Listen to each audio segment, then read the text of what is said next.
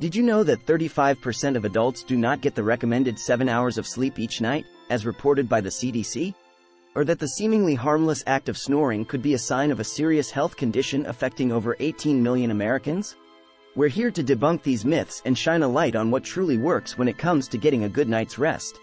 Stay tuned as we explore each myth, backed by scientific evidence and expert advice, to help you understand how to optimize your sleep for better health and more vibrant energy. Whether it's adjusting your room temperature, rethinking that evening jog, or turning off the TV well before bedtime, we've got actionable tips that could transform your nights and days. Ready to break the cycle of sleeplessness and fatigue? Let's get started on this journey towards better sleep and better health. Myth number 1: more sleep is always better. Do you ever think that sleeping in on weekends will magically fix all your fatigue problems? It's a common belief, but unfortunately, it's not quite accurate. Oversleeping can actually leave you feeling more tired. The optimal sleep duration for most adults is around 7 to 9 hours per night. Sleeping more than that can disrupt your body's natural rhythm. Interestingly, studies show that consistently getting more than 9 hours of sleep can be linked to a host of health problems, including increased risk of heart disease, cognitive impairment, and even depression. It's all about finding that sweet spot for your own body's needs. Just like not getting enough sleep, too much sleep can throw off your body's internal clock and lead to that groggy feeling known as sleep inertia. Moreover, the quality of sleep you get is often more important than the quantity. Ensuring you have a regular sleep schedule helps regulate your body's internal clock and improves the quality of your sleep. Try to go to bed and wake up at the same time every day, yes, even on weekends. Another tip is to pay attention to what you eat and drink close to bedtime. Heavy meals, caffeine, and sugary foods can disrupt your sleep cycle and affect the restorative phases of sleep.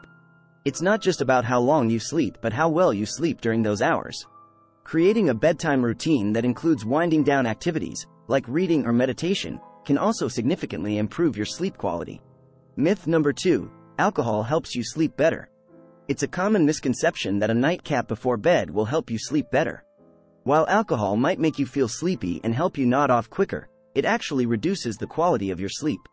Alcohol decreases the amount of REM sleep you get, the stage of sleep that is important for memory and learning. This can leave you feeling less refreshed and alert the next day. Studies have shown that alcohol consumption before bed can lead to increased sleep disruptions and can significantly affect sleep patterns. The effects are even more pronounced if you drink multiple drinks. For example, you might find yourself waking up in the middle of the night as the effects of alcohol wear off. Moreover, relying on alcohol to sleep can lead to a dependence, which can exacerbate sleep problems over time. It's better to cultivate natural sleep-inducing habits, such as keeping a consistent sleep schedule, creating a restful environment, and possibly using relaxation techniques or listening to soothing music before bed. The key takeaway here is that while alcohol might seem like a quick fix to get to sleep, it doesn't help the quality of your rest. For those nights when you crave that glass of wine, try to consume it earlier in the evening rather than right before bed, giving your body ample time to process the alcohol before you hit the pillow. Myth number 3: watching TV helps you wind down. Many of us have a nightly routine that involves watching TV right before bed as a way to relax. However, this common habit might be sabotaging your sleep more than you realize. Televisions emit blue light, which has been proven to disrupt the natural production of melatonin, the hormone that regulates sleep-wake cycles. This can make it significantly harder for you to fall asleep. Studies suggest that exposure to blue light from screens can delay sleep onset and reduce the quality of sleep by altering REM sleep patterns. The content you watch can also play a role. Engaging shows or movies can stimulate your mind, increasing alertness rather than calming it down, making it harder to fall asleep. Instead of using TV to wind down, consider alternatives that are less disruptive to your sleep cycle. Reading a book under soft lighting, listening to calming music, or practicing relaxation exercises like deep breathing or meditation can be more effective in preparing your body and mind for sleep. Establishing a bedtime routine that avoids blue light and incorporates soothing activities can transform the quality of your rest. Myth number 4: you can catch up on sleep over the weekend. The idea that you can sleep in on the weekends to catch up on missed sleep during the week is a popular one. However, sleep doesn't work on a banking system, and you can't actually compensate for chronic sleep deprivation just by sleeping more on other days. While a few extra hours on Saturday morning might reduce sleepiness and alleviate a sleep debt temporarily, it does not repair the cumulative deficits in cognitive function caused by recurrent sleep loss. Research indicates that even if you sleep more on the weekends, the effects of sleep deprivation throughout the week, such as attention lapses and reduced cognitive performance, cannot be completely reversed. Furthermore, varying your sleep times can disrupt your circadian rhythm, leading to what's known as social jet lag, where the timing of your body's internal clock and your social clock are out of sync. This can make it even harder to wake up on Monday morning. To maintain optimal health and cognitive function, it's important to try to keep a consistent sleep schedule throughout the week. If you're losing sleep during the week, it's better to find ways to incorporate short naps into your routine or adjust your schedule to allow for earlier bedtimes rather than relying on the weekend to recover. Myth number 5. Snoring is harmless. It's a common misconception that snoring is just a bothersome noise and nothing more. However, frequent, loud snoring may be a sign of sleep apnea, a serious sleep disorder that causes you to stop breathing intermittently throughout the night. This condition can significantly impact your sleep quality and overall health. Sleep apnea is associated with several health risks, including high blood pressure, heart disease, type 2 diabetes, and even stroke. It disrupts the sleep cycle and prevents you from reaching deep, restorative sleep. People with untreated sleep apnea often experience severe daytime fatigue, morning headaches, and memory problems. If you or your partner snores regularly, it's important to not dismiss it as just an annoyance.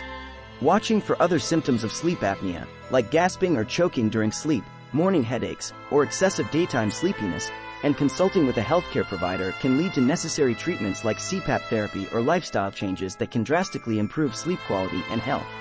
Myth number 6. Napping makes up for poor nighttime sleep. While napping can be a great way to recharge, especially for those who are sleep deprived, it's not a long-term solution for inadequate nighttime sleep.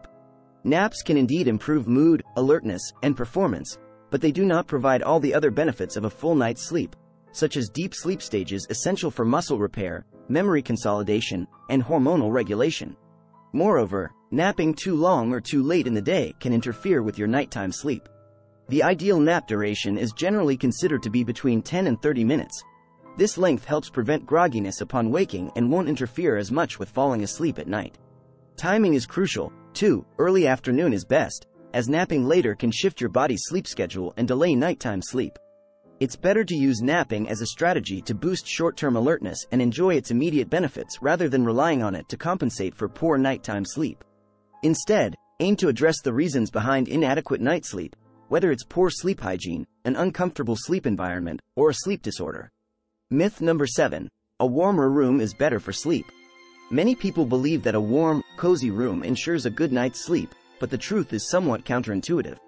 The optimal temperature for sleep is actually cooler, around 60 to 67 degrees Fahrenheit, 15 to 19 degrees Celsius. When you sleep, your body's set point for body temperature, the temperature your brain is trying to achieve, goes down. A cooler environment facilitates this decrease, helping you fall asleep more quickly and stay asleep. Excessively warm temperatures can lead to restless sleep and frequent awakenings. On the other hand, a cool room helps decrease your core body temperature, signaling to your body that it's time to wind down and drift off to sleep. If you're struggling with sleep, try adjusting your thermostat or using a fan to keep your bedroom comfortably cool. Furthermore, consider your bedding and sleepwear choices. Opt for breathable materials like cotton, which can help regulate your temperature throughout the night and improve sleep quality. Myth number 8. If you can't sleep, stay in bed. It feels logical to stay in bed and try harder to sleep when you're tossing and turning. However, this is actually counterproductive. Lying in bed awake can create an unhealthy link between your sleeping environment and wakefulness. Instead, experts recommend getting out of bed and doing something relaxing in low light, such as reading a book or listening to soothing music. This technique is part of what's known as stimulus control therapy, one of the most effective cognitive behavioral treatments for insomnia. It helps reassociate the bed with sleep and decrease the anxiety and frustration that can come from not being able to fall asleep. If you find yourself unable to sleep for more than 20 minutes, leave the bedroom and engage in a relaxing activity under dim lighting. Only return to bed when you're truly feeling sleepy. This strategy can significantly improve your chances of falling asleep quickly upon returning to bed. Myth number 9. Hitting snooze helps you get more rest. The snooze button might seem like a friend, offering a few more precious minutes of sleep after the alarm goes off, but it's actually more of a foe to your sleep quality.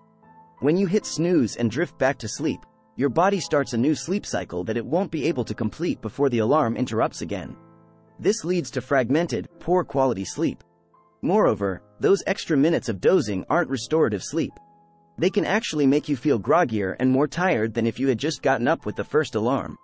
This phenomenon is known as sleep inertia, and it can impair your cognitive function, mood, and even your decision-making for the first part of your day. Instead of relying on the snooze button, try setting your alarm for the latest possible time you need to wake up and commit to getting up at that time every day. Consistency strengthens your body's sleep-wake cycle, making it easier to wake up refreshed. Myth number 10. Exercising in the evening keeps you awake. It's a common belief that exercising in the evening can interfere with your ability to fall asleep. However, this isn't necessarily true for everyone. In fact, for many people, moderate intensity exercise in the evening can help promote sleep by reducing stress and anxiety. While vigorous exercise too close to bedtime may keep some people awake due to the stimulating effects of increased endorphin levels and body temperature, moderate exercise like yoga or a leisurely walk can actually have a calming effect. The key is to know your body and how it responds to evening exercise. Studies suggest that the timing of exercise can vary from person to person. If you find that nighttime workouts are not affecting your sleep or are helping you sleep better, there's no need to change your routine. It's all about personal response and preference.